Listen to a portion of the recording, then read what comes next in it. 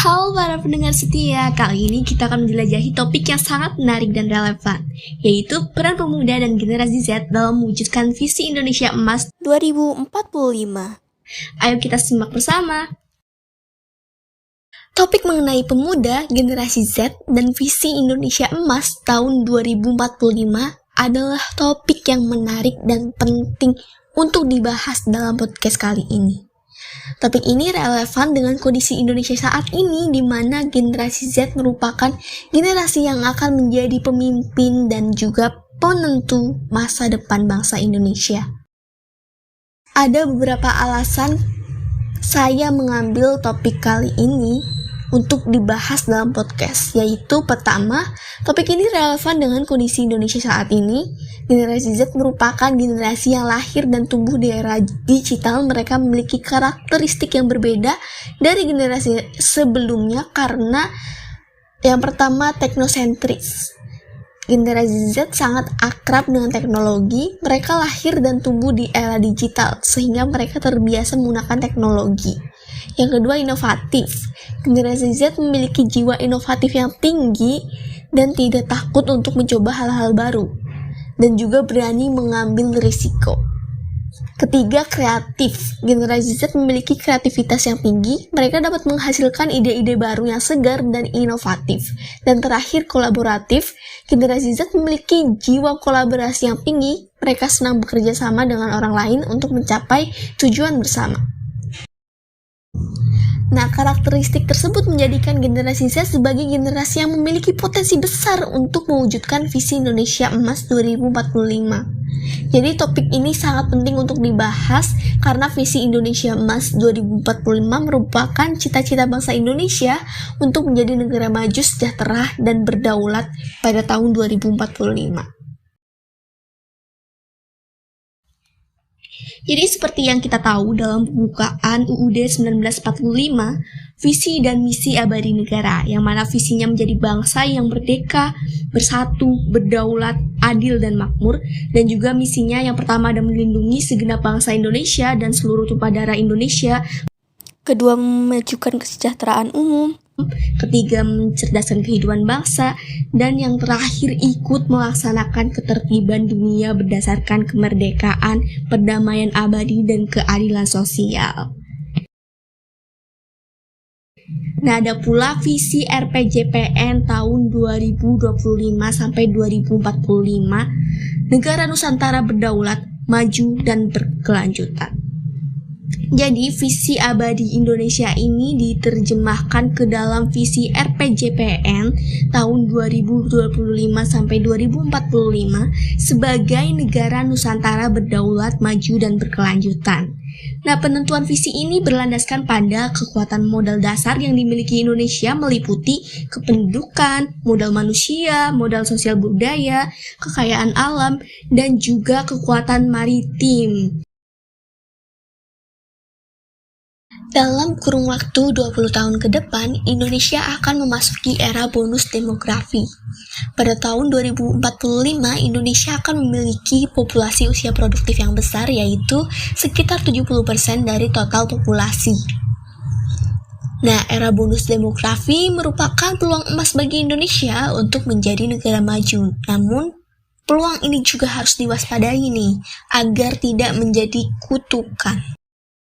Generasi muda, khususnya generasi Z, akan menjadi motor penggerak Indonesia Emas 2045. Generasi Z adalah generasi yang lahir pada tahun 1997 sampai 2012. Mereka adalah generasi yang tumbuh dan berkembang di era digital. Generasi Z memiliki karakteristik yang berbeda dari generasi sebelumnya. Mereka lebih terbuka, kritis, dan kreatif. Mereka juga lebih berani menyuarakan pendapatnya. Namun, generasi Z juga menghadapi tantangan yang tidak mudah. Mereka harus bersaing dengan generasi sebelumnya yang sudah lebih matang dan berpengalaman. Jadi, untuk mewujudkan visi Indonesia Emas 2045, generasi Z harus mempersiapkan diri dengan baik. Mereka harus memiliki keterampilan dan kompetensi yang dibutuhkan untuk menghadapi tantangan di masa depan. Kemudian inovasi dan kewirausahaan di kalangan pemuda sangatlah penting. Jadi ada beberapa hal yang dapat dilakukan untuk mendorong inovasi dan kewirausahaan di kalangan pemuda, yaitu pertama pendidikan dan pelatihan. Karena pendidikan dan pelatihan yang tepat dapat membekali pemuda dengan keterampilan dan pengetahuan yang dibutuhkan untuk berinovasi dan juga berwirausaha. Pemerintah, dunia pendidikan, dan pelaku usaha perlu bersinergi untuk menyediakan pendidikan dan pelatihan yang berkualitas bagi pemuda. Kemudian pembentukan ekosistem yang kondusif, karena ekosistem yang kondusif akan mendorong pemuda untuk berinovasi dan berwirausaha. Pemerintah perlu menciptakan iklim yang mendukung inovasi dan kewirausahaan seperti menyediakan akses terhadap modal, teknologi, dan inovasi, serta informasi. Dan yang terakhir, motivasi dan inspirasi. Karena motivasi dan inspirasi dapat mendorong pemuda untuk berinovasi dan berwirausaha. Jadi pemerintah, dunia usaha, dan tokoh-tokoh inspiratif perlu memberikan motivasi dan inspirasi kepada pemuda untuk menjadi inovator dan juga wirausahaan. Dengan dorongan dari berbagai pihak, pemuda Indonesia akan dapat menjadi inovator dan wirausahaan yang tangguh dan juga berdaya saing. Pemuda Indonesia akan dapat berperan secara aktif dalam mewujudkan visi Indonesia Emas 2045. Nah, ada banyak studi kasus inovasi yang sukses dihasilkan oleh pemuda di Indonesia. Beberapa contohnya, yang pertama, ada pemuda asal Bandung nih, bernama Arif Widiarto, berhasil mengembangkan aplikasi Peduli Lindungi. Siapa sih yang nggak tahu aplikasi Peduli Lindungi yang telah digunakan untuk melacak penyebaran COVID-19 di Indonesia? Aplikasi ini telah diunduh lebih dari 100 juta pengguna dan telah membantu pemerintah dalam mengendalikan penyebaran COVID-19. Yang kedua, ada pemuda asal Surabaya bernama Ajeng Anindya Putri, berhasil mengembangkan aplikasi Tani Hub yang menghubungkan petani dengan konsumen secara langsung. Aplikasi ini telah membantu petani untuk meningkatkan pendapatan mereka dan telah menjadi salah satu startup pertanian terbesar di Indonesia. Nah, inovasi-inovasi tersebut menunjukkan bahwa pemuda Indonesia memiliki potensi yang besar untuk menghasilkan ide-ide baru yang kreatif dan bermanfaat. Inovasi-inovasi tersebut juga menunjukkan bahwa pemuda Indonesia memiliki semangat yang tinggi untuk mencoba hal-hal baru dan memecahkan masalah. Faktor-faktor yang mendorong kesuksesan inovasi tersebut antara lain seperti kreativitas dan semangat pemuda. Yang kedua, ketersediaan akses terhadap teknologi. Ketiga, dukungan dari berbagai pihak. Nah, dengan dukungan dari berbagai pihak, pemuda Indonesia akan dapat terus menghasilkan inovasi-inovasi baru yang lebih bermanfaat bagi masyarakat dan juga bangsa. Jadi visi ini tuh tidak dapat dicapai tanpa dukungan dari semua elemen bangsa, termasuk pemerintah dan juga masyarakat tentunya. Nah, pemerintah tuh memiliki peran penting dalam mewujudkan visi Indonesia Emas 2045. Pemerintah dapat memberikan dukungan kepada pemuda melalui berbagai kebijakan dan juga program. Kayak pertama tuh, mereka bisa tuh bikin kebijakan pendidikan yang berkualitas. Pemerintah dapat meningkatkan kualitas pendidikan di Indonesia sehingga pemuda memiliki keterampilan dan juga pengetahuan yang dibutuhkan untuk bersaing di era global. Yang kedua, kebijakan ketenagakerjaan yang pro pemuda. Pemerintah dapat menciptakan lapangan kerja yang layak bagi pemuda, dapat berkontribusi secara aktif dalam pembangunan bangsa. Yang ketiga, kebijakan sosial yang adil.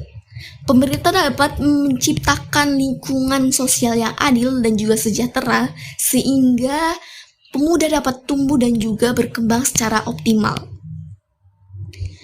Selain pemerintah, masyarakat juga memiliki peran penting dalam mewujudkan visi Indonesia Emas 2045. Masyarakat dapat memberikan dukungan kepada pemuda melalui berbagai cara, antara lain kayak pertama, memberikan motivasi dan juga dukungan moral. Masyarakat dapat memberikan motivasi dan dukungan moral kepada pemuda sehingga mereka memiliki semangat untuk mencapai cita-citanya. Yang kedua, bisa memberikan peluang dan kesempatan. Masyarakat dapat memberikan peluang dan juga kesempatannya kepada pemuda untuk mengembangkan diri dan juga berkontribusi bagi bangsa. Dan juga yang terakhir, masyarakat dapat menjadi teladan yang baik bagi pemuda, sehingga mereka dapat melihat atau mencontoh nilai-nilai positif yang dimiliki masyarakat. Sejauh ini, untuk pemerintah yang telah mendukung pemuda dalam mewujudkan visi Indonesia Emas 2045, ada juga mereka telah berperan mengalokasikan 20% anggaran pendidikan dari APBN untuk meningkatkan kualitas pendidikan di Indonesia. Yang kedua, pemerintah juga telah meluncurkan kartu prakerja untuk meningkatkan keterampilan dan juga kompetensi pekerja termasuk pemuda. Yang ketiga, masyarakat dapat memberikan dukungan kepada pemuda dengan memberikan motivasi dan dukungan moral, misalnya dengan menjadi mentor ataupun mentor lainnya, ya kan? Yang terakhir, masyarakat juga dapat memberikan peluang dan juga kesempatan kepada pemuda, misalnya nih, memberikan beasiswa ataupun lowongan kerja. Terima kasih telah menyimak podcast kami kali ini. Jangan lupa berbagi ide, pendapat, dan inspirasi kalian dengan hashtag Indonesia Emas 2045. Sampai jumpa di episode selanjutnya. Terus semangat dan tetap berkarya.